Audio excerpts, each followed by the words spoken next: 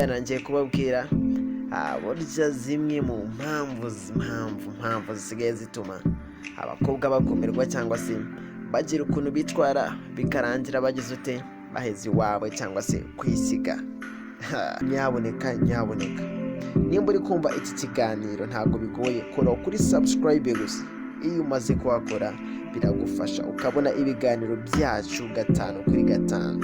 Ndabizi ko mufite ibiganiro byinshi cyane, byinshi wongera wumve ngo byinshi bizagenda bigufasha, uzagenda uvanamo inama, si ibi gusa n'ibindi byinshi cyane bijyanye n'ubuzima, bijyanye n'imyororokere, bijyanye na muzika, entertainment, byinshi cyane. Burya rero impamvu ya mbere twasanze burya ishobora gutuma abakobwa bo bagumirwa harimo nko gupfundura agaseke. Yes, gupfundura agaseke. Abakobwa bo rwose akundana n'umutipe nta cyumweru nta kwezi, kandi nyamara urukundo rwabo ntibararuha intego, ntibaramenya iyo ruri kugana. Yes, ngaho za sheri za shushu ziracyari nyinshi cyane muri bo, bityo rero ugasanga umukobwa yeguriye umuhungu neza aramwaye wese. Bityo rero burya iyo umukobwa amaze gukora ibyo byose, murabizi neza mwabatipe mwe, simba veba rwose, birangira burya murenzwe. Sinzi impamvu byita kurengwa, ariko icyo nzi cyo nuko burya umaze kubona ibyo mwashakaga, mutangira kubona ko bashiki bacu rwose yes batakiri abakobwa mugomba kugumana nabo.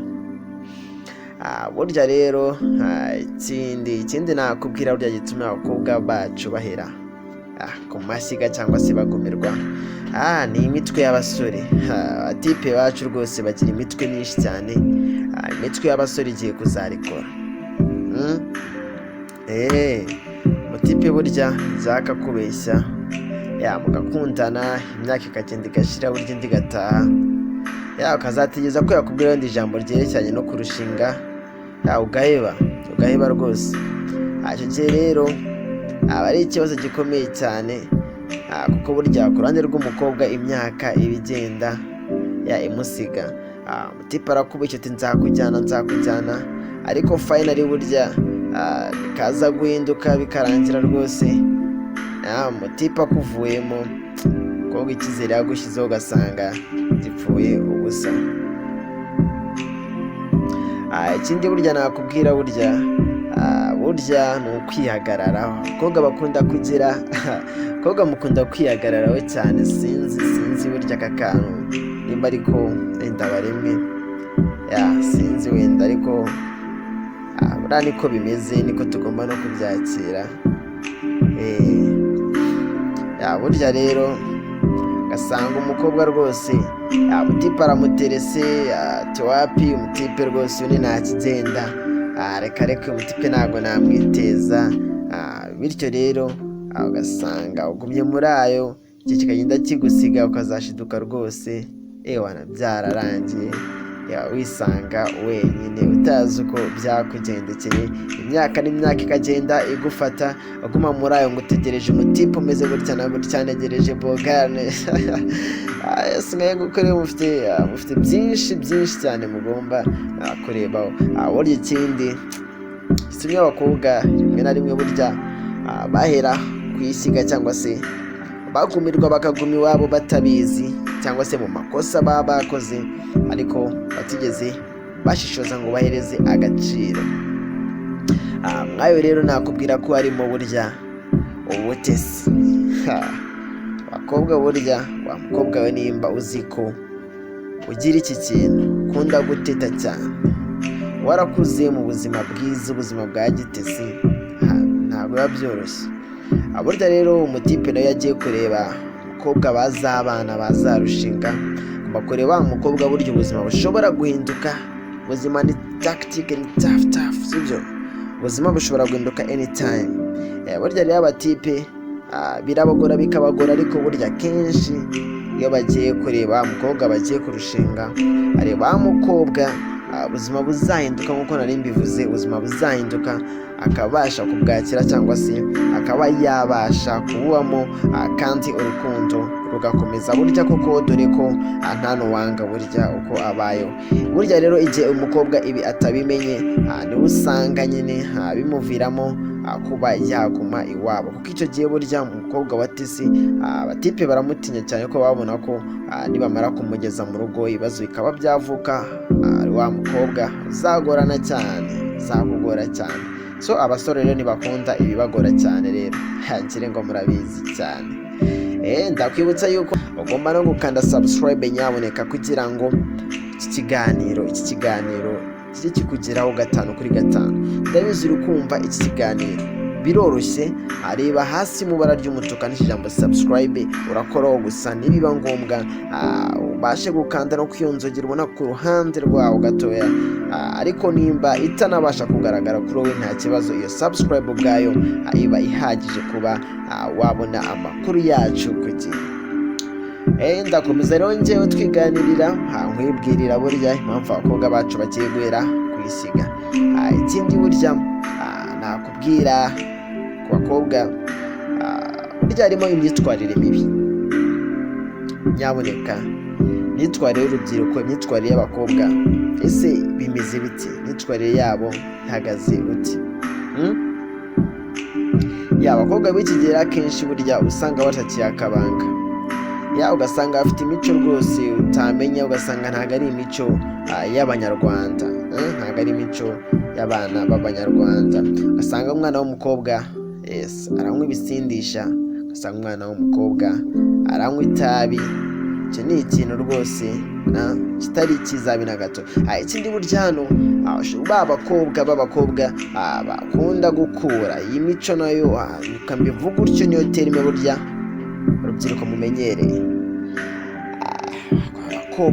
Abakobwa no gukura zamuzitsa, barakura abatipe. Burya rero iyo umukobwa agukuye ushobora kubimenya, ukavuga uti nta kundi nyine kabyakire, ariko burya igihe cyo kujya gutekereza ku mukobwa muzarwubakana, uyu mukobwa ndamakinga sure neza, cyangwa se ndizera neza ko udashobora kumushyira imbere.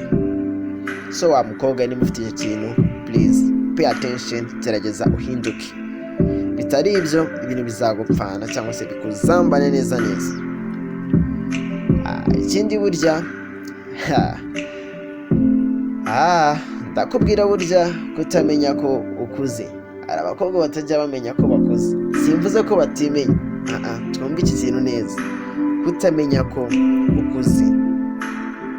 Burya hari umukobwa usanga agize imyaka 30, ariko kubera wenda ambiance abamo agahora yumva ko akiri inkumi, kandi burya umukobwa atayari imyaka aba yatangiye gukura cyane, cyangwa se abakuze bihagije, ntabwo aba akiri umukobwa wo kwirwa yajyana na ambiance aryoshya, kumva ko ari bwo buzima. Igihe rero wumva ko kubaho gutya wirwa mu birori, wumva ari umunyenga ngahira rya buri gihe, kumva ko ntacyo bigutwaye, icyo ni ikibazo gikomeye cyane. Kuko burya iyo ugumye utyo imyaka iragusiga, ukazashiduka waraheze iwanyu, na ba bandi bose mwaryanagira batakibasha kukwemera. Niyo mpamvu burya muba mugomba gusubiza amaso yanyu inyuma. Ikindi rero ngiye kukubwira, ikindi ngira nkubwire burya ni ubukene. Ubukene burya rero kugira ngo umutipe abashe kukurambagiza uri umukene, ari umukobwa udafite akantu, umukobwa udafite ahantu uzavana rimwe twita ka kitu kidogo, ntago biba byoroshye. Burya umutipe n'aba agomba kureba wa mukobwa nyine, azavuga ati uyu mukobwa nzazana nshyira, nzaca iburyo mpigahiga nkubita imitwe hirya no hino nzeneka. Wa mukobwa we uti uyu mugore wanjye nawe azaca, niyo ataca kure cyane, ariko menye ko hari icyateretswa, sibyo? Ko burya kwinjiza amafaranga mu rugo ntabwo aba ari imikino, so rero ugasanga abakobwa bari aho bizeye ko byose bizakorwa n'abatipe, bagasanga niba donkeya nta kintu bitayeho, ugasanga umukobwa nta kintu yitayeho rwose, aricara azi ngo njyewe umugabo wanjye azabishaka, umugabo wanjye ameze gutya agomba kuzakora. Ariko burya siko abatipe bo muri iki gihe dusigaye tubitekereza, turashaka umukobwa ufite icyo azinjiza kuko ubuzima ni hatari, sibyo? So rero igihe wiyagarayo ukanga gukora uwo mukobwa ukigumira iwanyu utyo utegereje, nta mutipe uzakureba icyoroshye. Yego nyine bazaza muzasohokana muryoshye, ariko ikintu kijyanye no kuba yavuga ati uyu mukobwa so reka tubigenze uko, sinzi ko bizoroha. Ikindi burya cyangwa gutuma umukobwa agumirwa mu buryo atazi kandi atakekaga.